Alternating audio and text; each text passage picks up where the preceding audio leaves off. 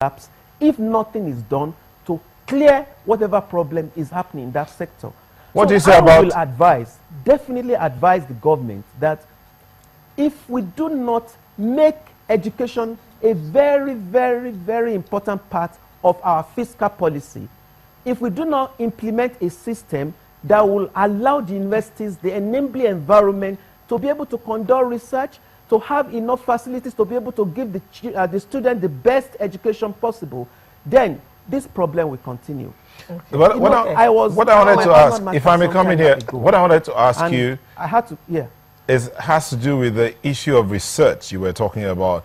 What do you say about a situation where certain individuals, some lecturers, from their own pockets, are able to research and come up with innovations that can transform, if they are bought into by government and the authorities in the school, can provide some of these things that the students are protesting about.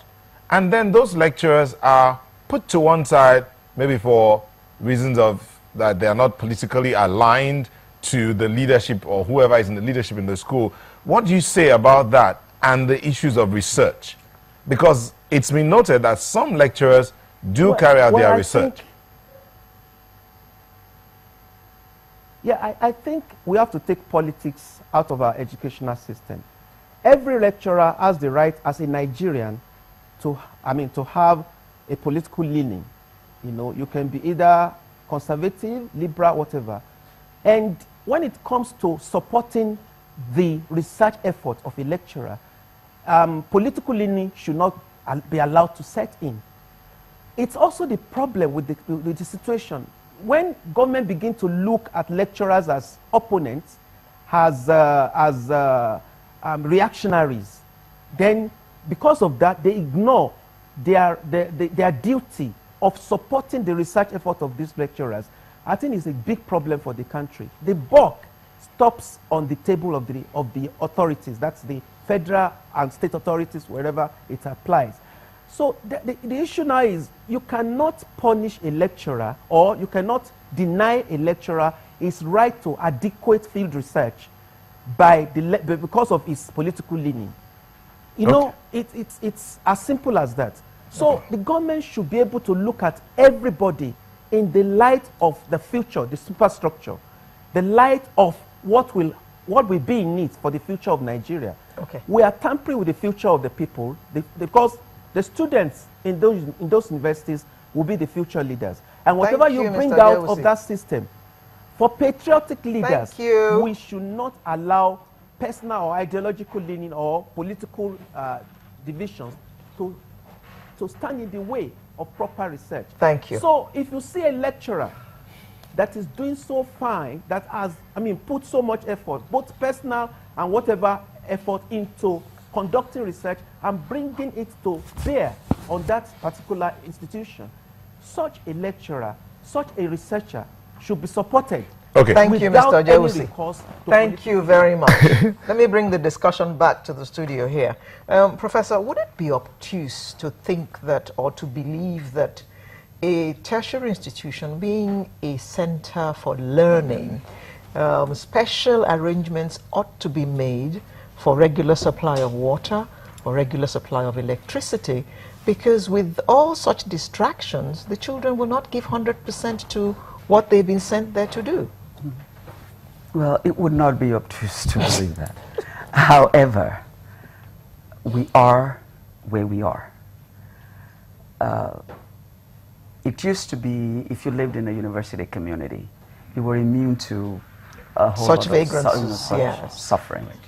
But we have neglected these institutions so much that they can't even help themselves, let alone help their neighbors.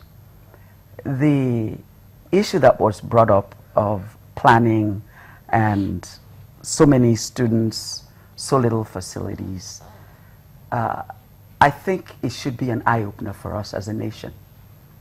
The business model that we're running for our universities is no longer working.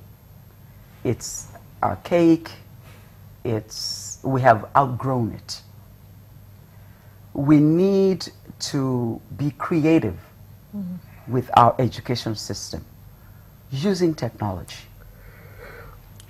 In fact, I was thinking this morning, what if we said the universities are open, it's free tuition to every kid who can work hard and attain, the standard that the universities want.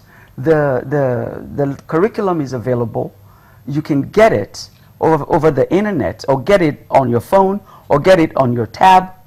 But if you want to really enjoy the campus, then you pay more to go to University of Lagos or University of Ibadan or USU or wherever it is where you want to go. But we're not turning any kid away.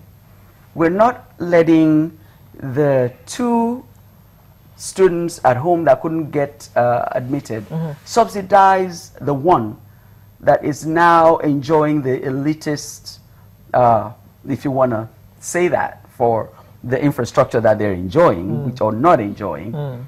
But really, 2/3 of Nigerians are subsidizing 1/3 of those kids who are university level today. Why?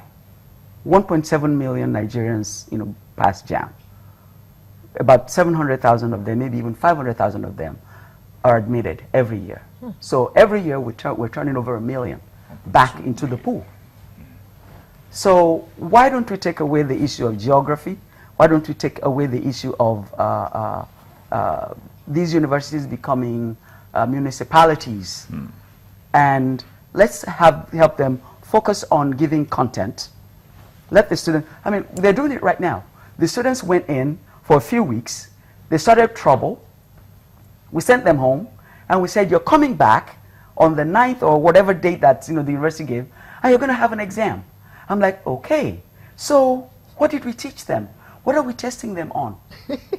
What content do they have? Which means they were home. Hopefully somebody gave them notes, and they were supposed to study, and then come on campus to get an exam. So let's formalize this. Let's give them their content on the internet, on a tab, on a phone, and let them master that content. Let's bring them occasionally and engage their minds in a physical environment. And it does not have to be in Akoka. We can say, yes, you're part of University of Lagos, but we're meeting in Abuja.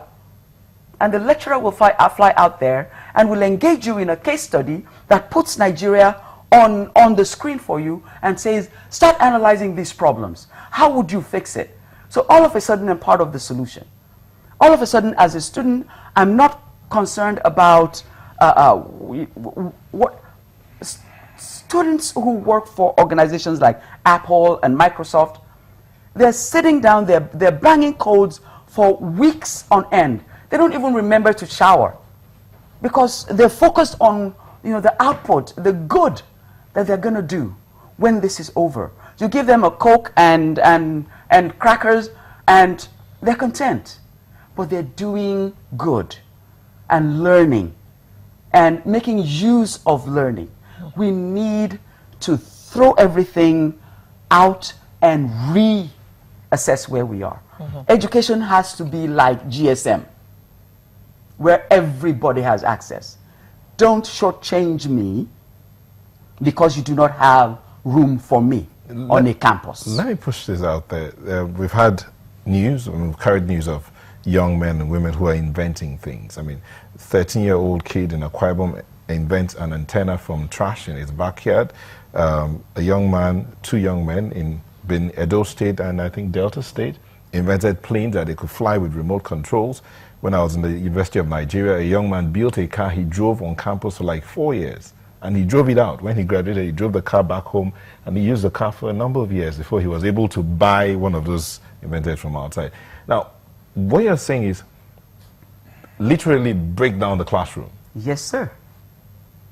How would that work with the kind of curriculum we have? Well, we revamp the curriculum. We invent the curriculum. We revamp the curriculum. We create a curriculum that will work for us. We inherited some of these things. So anybody, you're implying that anybody of any age that finds our curriculum on the internet can just go ahead and get a degree if you want, if you can afford. Absolutely. If that is what you want, You go on and you get it. You want